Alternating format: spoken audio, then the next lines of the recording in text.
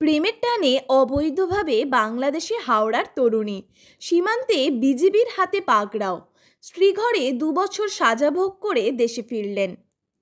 কথায় আছে, ভালোবাসা কোনো কিছুর ধার ধারে না। একে অপরকে চাইলে পৃথিবীর কোনো বাধাই বাধা হয়ে দাঁড়ায় না। সেটাই প্রমাণ করে দেখালেন হাওড়ার এক তরুণী।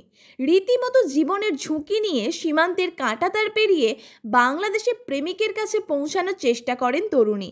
ফলাফল ঠাঁই হয় শ্রীঘরে। জানা গেছে, প্রেমের টানে অবৈধভাবে বাংলাদেশে অনুপ্রবেশ করেন হাওড়ার প্রিয়াঙ্কা নস্কর। তবে সীমান্তে বিজিবির হাতে আটক হন ২৯ বছর বয়সী ওই তরুণী। ২ বছর সাজা ভোগ করে দেশে ফিরলেন। এদিন বাংলাদেশের চুয়াডাঙ্গার দর্শনা সীমান্ত চেকপোস্টে ওই তরুণীকে তার পরিবারের কাছে তুলে দেওয়া হয়। গত মঙ্গলবার দুপুর 12:30টায় দর্শনা সীমান্ত চেকপোস্টের শূন্য রেখায় বাংলাদেশ বর্ডার গার্ড বিজিবি এবং ভারতীয় বর্ডার গার্ড বিএসএফ এর পতাকা বৈঠকের মাধ্যমে তাকে ভারতে ফেরানো হয়।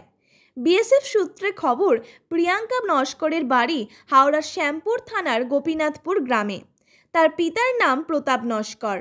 পুলিশ জানিয়েছে, প্রিয়াঙ্কা নস্করের সঙ্গে বাংলাদেশের নারায়ণগঞ্জের এক যুবকের মোবাইল ফোনের মাধ্যমে প্রেমের সম্পর্ক গড়ে ওঠে।